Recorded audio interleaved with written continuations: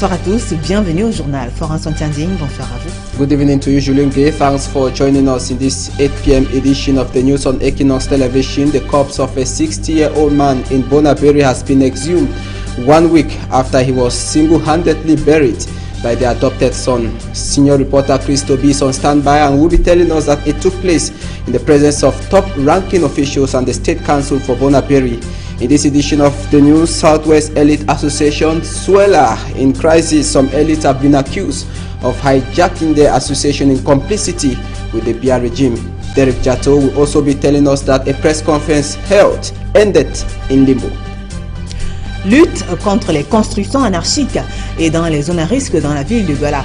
Plus que quelques heures et des casses seront opérées dans plusieurs quartiers situés dans les arrondissements de Douala 3e et de la 5e si l'on s'en tient aux déclarations faites par le délégué du gouvernement auprès de la communauté urbaine de Douala. Le docteur Fritz Ntoné a promis la destruction des constructions marquées par les croix de Saint-André dans ces différents arrondissements dès demain 6 juillet 2015. Le développement de ce titre et bien d'autres, c'est dans quelques instants.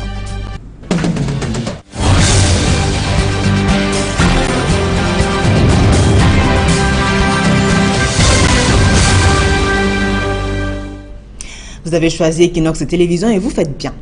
On ouvre ce journal en parlant de cette scène d'horreur dans la ville de Douala. Le corps sans vie d'un homme âgé de 60 ans a été déposé ce matin à la morgue de l'hôpital Akintini de Douala. Après qu'il ait été exhumé du côté de Ndobo, dans l'arrondissement de Douala 4e.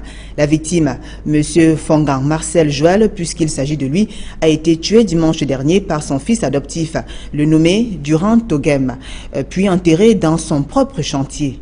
La famille a depuis lors engagé des recherches avec l'aide de la police judiciaire. Interpellé, le suspect Durand Togem va passer aux aveux complets, évoquant comme raison le désir d'hériter des biens de son papa. Il séjourne depuis lors dans les cellules de la police judiciaire à Bonanjo en compagnie de ses 2 complices. Et reparlons à présent de cette visite officielle du président français François Hollande au Cameroun. Au cours de la conférence de presse donnée par Paul Biya en présence de François Hollande, le président de la République camerounaise n'exclut pas l'hypothèse de la mise en liberté prochaine de Maître Lydiane Eyoum. Le président français, quant à lui, s'est dit favorable à une relecture de l'histoire de la présence de la France avant l'indépendance. Le compte rendu de Serge Alonto. Épineuse. L'escale camerounaise de la tournée africaine de François Hollande aura répondu aux attentes. Séverin Tchunke, président directeur général d'Equinox Télévision et nouveau président de la commission de délivrance de la carte de presse, aimerait que la France se penche sur son passé du temps où elle administrait le Cameroun. C'est vrai qu'il y a eu des épisodes extrêmement tourmentés et tragiques même, puisqu'après l'indépendance, il y a eu une répression en Sanaga maritime, au pays Bamileke, et nous sommes, comme je l'ai fait partout, ouverts pour que les livres d'histoire puissent être ouverts et les archives aussi. Autre point qui divise Paris et Yaoundé depuis plusieurs années, ce sont les questions de démocratie. Si François Hollande n'a pas manqué il y a quelques jours de citer le Bénin en exemple pour son alternance au Cameroun, c'est loin d'être le cas. Paul Biya, d'après Gérard Grisbeck, journaliste à France 2, est l'un des présidents les plus anciens de la planète. 32 ans au pouvoir, Paul Biya ironise. Que ne dure pas au pouvoir qui veut, mais dure qui peut. Je ne suis pas à la tête de l'État par la force. Je n'ai pas acquis le pouvoir de manière dictatoriale. J'ai toujours été élu par le peuple. Très attendu enfin, la question des droits de l'homme. Et c'est l'affaire Maître Lydiane Eyoum qui met en désaccord les 2 pays. L'avocate française d'origine camerounaise, condamnée en 2014 pour détournement de fonds publics, a vu sa peine confirmée par la Cour suprême du Cameroun. Paul Biya se charge d'abord de rappeler les faits aux journalistes de Jeune Afrique qui lui demandent des précisions sur cette affaire. L'avocate en question avait été chargée de récupérer une somme de 2 milliards auprès d'une banque pour la déposer au Trésor. Eh bien, au lieu de déposer les 2 milliards, elle n'a déposé qu'1 milliard. Paul Biya, au cours de cette conférence de presse, a laissé dans le camp de l'avocate quelques raisons d'espérer. Je verrai ce que je pourrais faire si tel est le souhait de l'intéressé. Et si la Constitution me donne les moyens de faire quelque chose, c'est de bon cœur que je le ferai le moment venu. Le bref séjour de François Hollande en terre camerounaise y est-il pour quelque chose? Les prochains jours, nous le dirons. Alors, la dernière visite officielle d'un chef d'État français, c'était il y a 14 ans, en 2001, une visite qui a été faite par le président, l'ancien président Jacques Chirac. Alors, que peut-on à présent retenir de cette rencontre historique entre Paul Biya et François Hollande? Tentative de réponse avec Guy Zogo. Le Palais de l'Unité a servi de cadre à l'entièreté des activités relatives à la visite de François Hollande au Cameroun. Il y a donc eu au menu un tête-à-tête entre Paul Biya et son hôte, une rencontre entre parlementaires français et camerounais, la signature de 4 conventions entre la France et le Cameroun et la conférence de presse. Celle-ci a constitué le point d'orgue de l'intense activité qu'a vécu le Palais de l'Unité. La lutte contre Boko Haram a figuré en bonne place dans nos entretiens. La nécessité d'une conjonction des efforts des pays concernés et de la communauté internationale pour mettre un terme à cette dérive meurtrière n'a jamais été aussi forte. Au sujet des contrats confiés pour la plupart aux entreprises françaises dans le cadre des projets C2D, François Hollande a voulu rassurer. Nous ne pouvons voir que des avantages à ce partenariat. Parce qu'il ne peut pas y avoir d'implantation longue d'entreprises françaises s'il n'y a pas des alliances qui sont nouées avec les entreprises camerounaises. Nous ne voulons pas faire à la place des entreprises camerounaises, nous voulons faire avec les entreprises camerounaises. À propos des massacres perpétrés par la France au Cameroun, pendant la période pré- et post-coloniale, le chef de l'État français a laissé une porte entrouverte à l'avenir. C'est vrai qu'il y a eu des épisodes extrêmement tourmentés et tragiques même, puisqu'après l'indépendance, il y a eu une répression en Sanaga maritime, au pays Bamileke, et nous sommes, comme je l'ai fait partout, ouverts pour que les livres d'histoire puissent être ouverts et les archives aussi. Il a bien confirmé que l'affaire Maître Lydiane Youm a été évoquée lors de son tête-à-tête avec Paul Biya, qui lui a laissé entrevoir des perspectives heureuses pour l'avocate.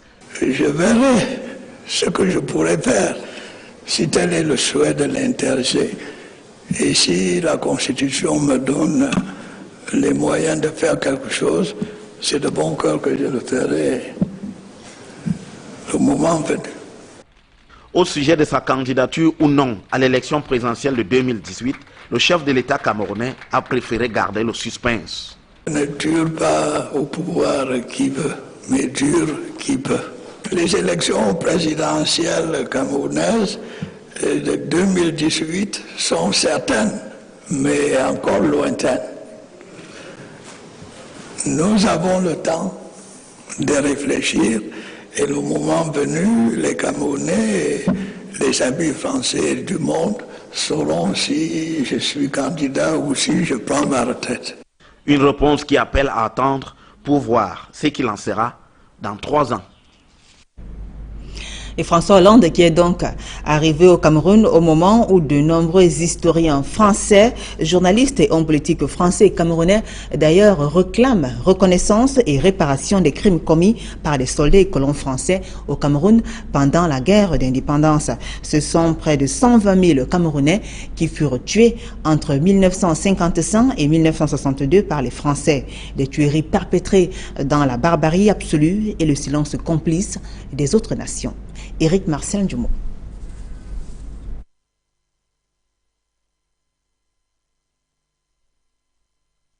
Le chiffre 120 000 pourrait paraître peu comparé aux autres massacres perpétrés à travers le monde. Seulement, la population camerounaise n'était estimée à cette période qu'à moins de 3 millions d'habitants. d'où le ratio de l'horreur. Il était question d'éradiquer l'union des populations du Cameroun qui revendiquait l'indépendance sans condition et totale du Cameroun. C'est ainsi que sous les ordres de Pierre Mesmer, le déploiement de la zone de pacification du Cameroun fut mis en place. Les soldats français massacrèrent des milliers de Camerounais en pays Bassa, dans la Sanaga maritime, dans le littoral et en pays Bamileke. Richard Martin Tondo, du Manidem, s'en rappelle. Ils ont eu à trancher les têtes des combattants de la liberté, qui étaient abusivement appelés maquisards. On a eu à trancher leurs têtes, juste un peu comme le font aujourd'hui les gars de Daesh, de l'armée islamique. Donc ceux de l'armée islamique n'ont pas commencé à commettre ce genre de crimes. Les Français l'ont commis dans nos pays, particulièrement au Cameroun. On a tranché les têtes de ceux qui s'opposaient à la politique de l'imposition de la France à notre pays, pour montrer un exemple aux autres populations pour qu'ils ne suivent pas. Quadrillage des populations, chasse aux maquis clandestins, exécution ciblée des rebelles, torture, décapitation sont quelques armes utilisées par les soldats français à cette époque. Quelques rares ouvrages, témoignages et documentaires ont consacré leurs travaux à ces crimes. D'où la posture de certains historiens, journalistes et hommes politiques qui estiment que justice doit être faite. La France doit reconnaître le tort causé au peuple camerounais et même réparer comme l'ont fait d'autres nations européennes avec leurs anciennes colonies. L'option judiciaire, selon certains hommes politiques, peut aussi être envisagée. Côté français, ce sujet semble être tabou. Il faudrait davantage collationner des éléments de preuve. La France refuse jusqu'à présent, contrairement à ce qu'elle fait avec les autres, à ouvrir ses archives, malgré la bataille que mènent même des historiens français. De nombreux hauts dirigeants interrogés sur ces exactions françaises commises au Cameroun ont à chaque fois estimé que cela relevait de l'histoire. L'annonce a été faite il y a quelques jours au lendemain des inondations survenues dans quelques arrondissements de la ville de Douala. Le délégué du gouvernement donnait donc jusqu'au 6 juin 2015 avant que les casses ne soient opérées dans ces différentes zones à risque. Donc il fallait détruire les maisons d'habitation situées dans ces zones. Et malgré les croix de Saint-André sur les bâtisses dans plusieurs quartiers de ces arrondissements de la ville de Douala, aucun propriétaire n'a jusqu'ici déménagé ou envisage une quelconque casse. La communauté urbaine de Douala semble pourtant ferme sur le sujet. Toutes les constructions marquées seront démolies dès demain, 6 juillet 2015. Jean-Janine Peck et Eric Marsan Djomo. Quartier Soboum, dans l'arrondissement de Douala 3. De nombreux murs sont estampillés. La croix de Saint-André et les écriteaux donnaient 48 heures aux propriétaires pour démolir ces bâtisses aménagées sur des draps ou trop proches d'eux. C'était le 25 juin 2015. À quelques heures du 6 juillet, date annoncée par la communauté urbaine de Douala pour entamer les casses, aucun propriétaire n'a arraché le moindre clou. Raison, ils sont nombreux qui estiment que ces croix de Saint-André sont arbitrairement matérialisées sur les domiciles. Ils n'ont pas respecté le métrage de déguerpissement, c'est 5 mètres. Ma maison est à plus de 5 mètres. 5 mètres de drainage, c'est-à-dire là où le caterpillar doit rester pour creuser la rigole. L'autre jour, ils sont entrés ici, ils mettent seulement la peinture, ils mettent seulement la peinture. Ils n'avaient même pas de mètre entre leurs mains. Donc c'est comme si c'était un coup monté. On ne sait pas. S'il faut casser réellement, comme la communauté était venue maintes fois, c'est quand même la barrière de l'hôpital doit être raclée. Depuis le 25 juin, ces potentielles victimes de casses à venir ont perdu le sommeil. Des démarches pour un nouveau tracé, surtout un métrage réglementé, ont été engagées auprès des autorités. Mais on a même écrit au gouvernement. Nous avons fait des écrits. Le préfet doit avoir un reçu et même le délégué du gouvernement doit avoir un reçu de ce qu'on a fait.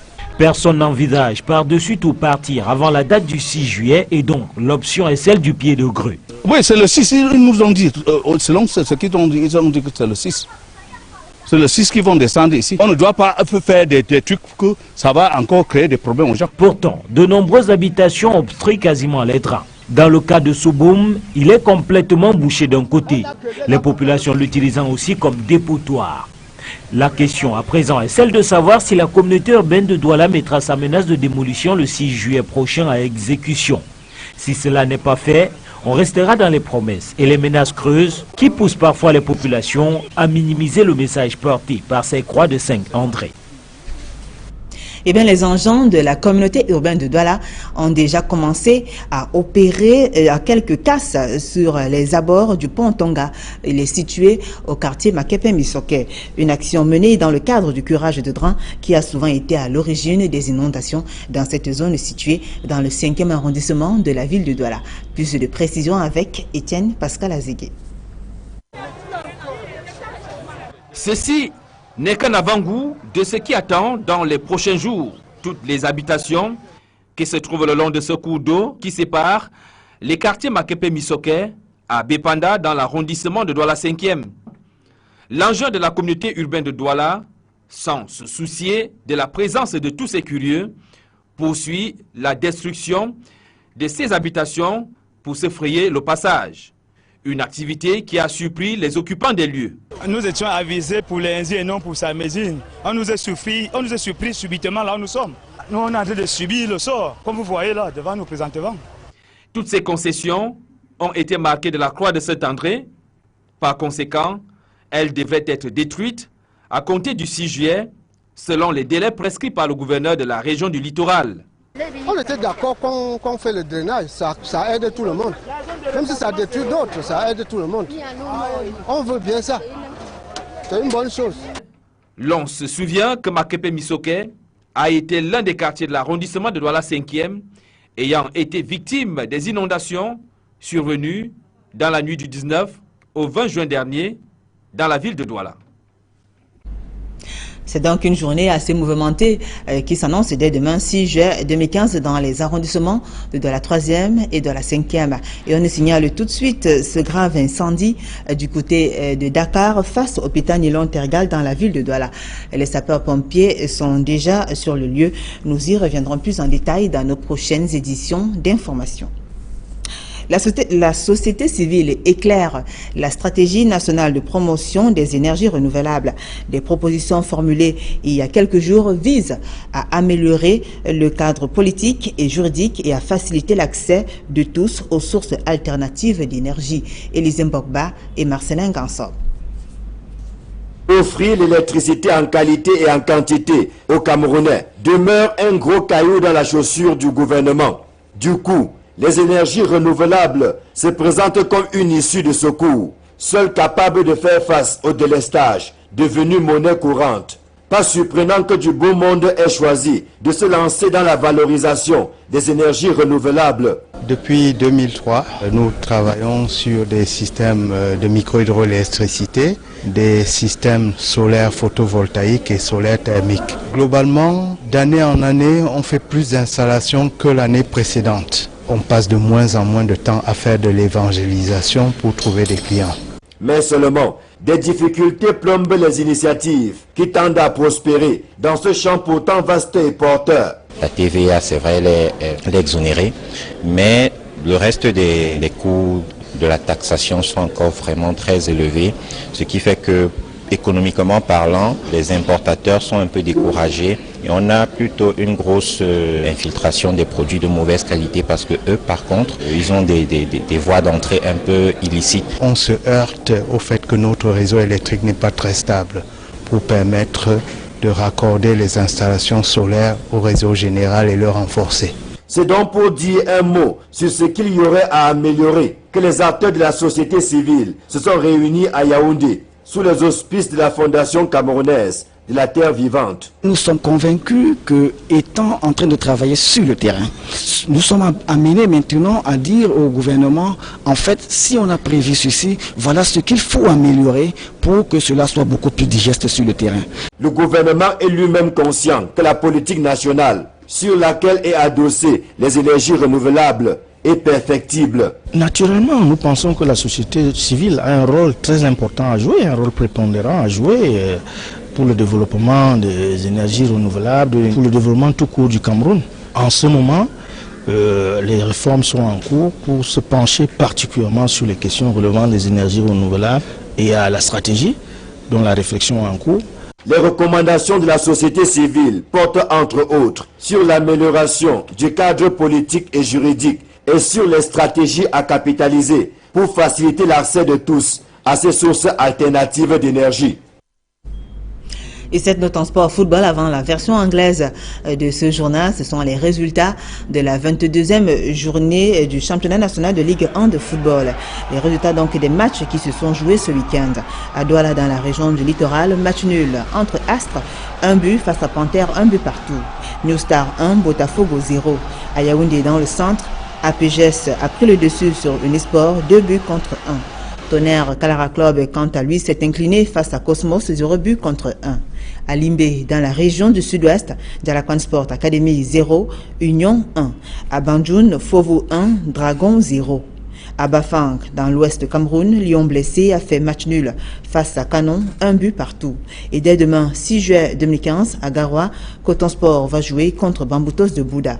À Ndjombe, UMS rencontrera Yossa. Ce seront donc les matchs qui sont attendus dès demain, 6 juillet 2015.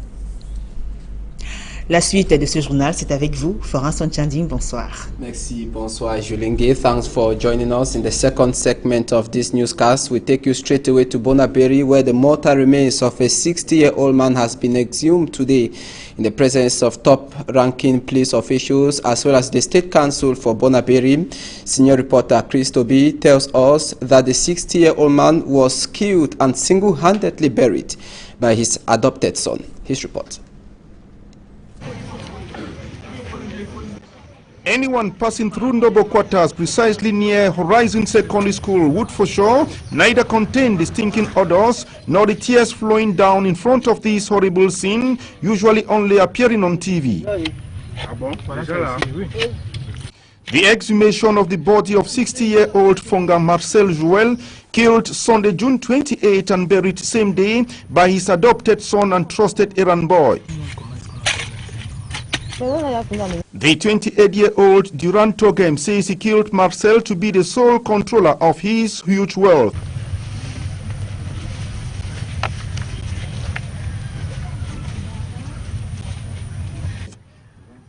The act was perpetrated Sunday, and it took another Sunday, 1 week after, following investigations by the Douala Judicial Police to discover and get medical authorities to exhume the already decomposed corpse and take it to the Lakentini Hospital morgue, while waiting for results of the ongoing investigations at the level of the Bonanjo Judicial Police, where the suspected killer Durant Togem and his 2 thug accomplices are detained for interrogations.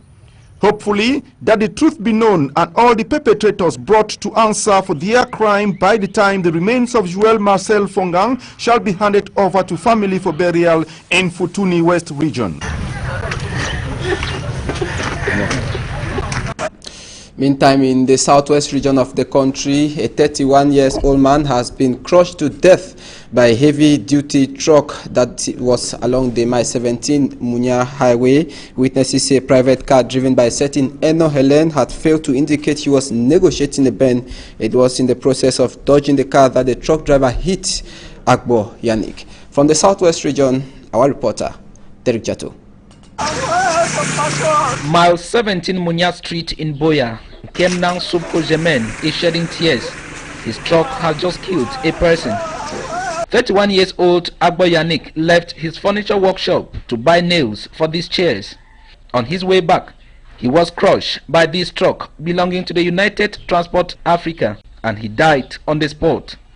Witnesses say Eno Helen, the driver to this car, caused the accident. The woman will get the motor. Now he be the cause. Okay, the private car. Yes, the private car. The woman caused all the incidents. Because if the woman for trap get early, the camion man no for touch the woman. Reason why she never wanted to be in the picture. Eno Helen threatens that she would call her lawyers if the story is reported. With some drugs spotted in her car, observants say Eno Helen was certainly not in her right state. At the scene, Equinox Television is present. Eno Helen is coming this time for Equinox Television camera. She fought this reporter and said she don't want her car, this car, to be shown on TV. Her action angered the population and they went after her.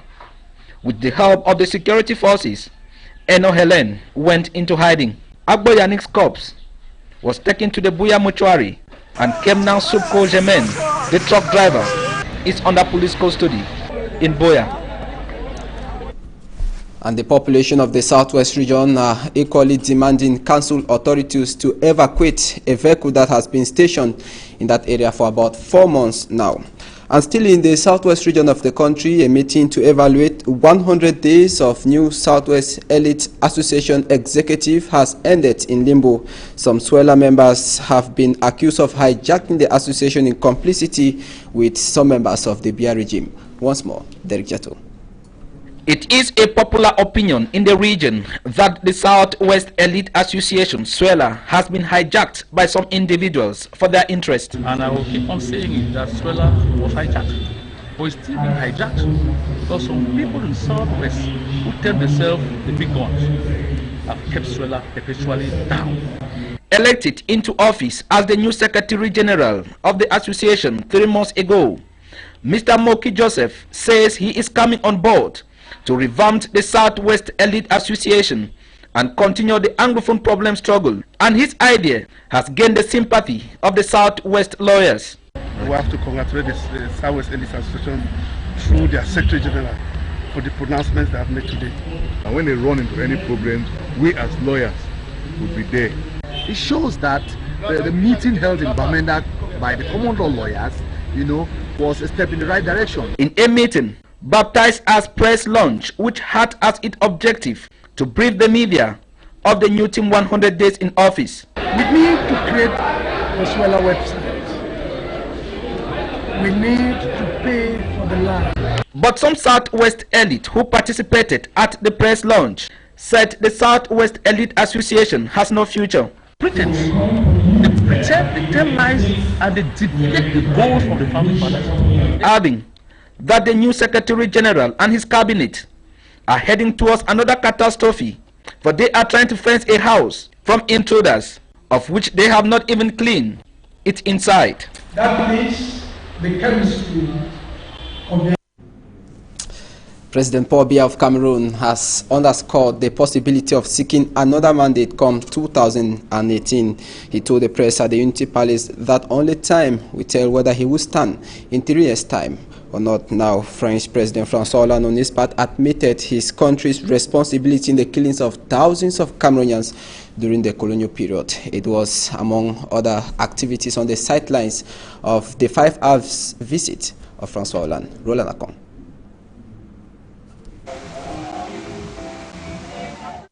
President Biya says he's in power since 1982, not because he wants, but because he can. Ne dure pas au pouvoir qui veut, mais dure qui peut. That is the answer he gave to a French reporter who questioned him on his longevity in power since 1982, making him one of the longest-serving heads of state on the planet Earth. Je n'ai pas acquis le pouvoir de manière dictatoriale. J'ai toujours été élu par le peuple. President Biya adds that he's not a dictator, that he is voted, that it is God who gives him the strength, that if the Constitution of Cameroon permits him to continue, who is he to say no? Then came another question from a French reporter on the Lydien Ayoum affair, the Franco-Cameroonian lawyer in detention in the Yaoundé Central Prison over the embezzlement of public funds. The French are demanding her release. Biya replies that the judiciary in Cameroon is independent, that even the executive power will not succeed if it dares to meddle in the affairs of the judiciary in Cameroon. La justice au Cameroun est totalement indépendante. However, President Biya promised to do something on the Lydien Ayoum affair if the Constitution permits him to do so. Je verrai ce que je pourrais faire si tel est le souhait de l'intéressé et si la Constitution me donne les moyens de faire quelque chose. Lydien Ayoum is in jail over the embezzlement of 1.8 billion francs CFA, public funds recovered from the defunct National Produce Marketing Board. The atrocities committed by French soldiers during the era of independence on the Bamilikes and the people of Edea also came up during the press conference at Unity Palace. President Hollande declared that archives and other information on the atrocities should be opened. C'est vrai qu'il y a eu des épisodes extrêmement tourmentés et tragiques même, puisqu'après l'indépendance, il y a eu une répression en Sanaga maritime, au pays Bamileke. The Chief Executive Officer of Equinox Media Group, Severin Chunke, requested that President Biya should be having the same type exchange with reporters in Cameroon to address national issues. And according to observers out there in Greece, about 61% of Greeks have voted no in the Greeks referendum on bailout. Greeks went to the poll today to decide whether or not to leave the Eurozone. Leaving the Eurozone has been the wish of the government.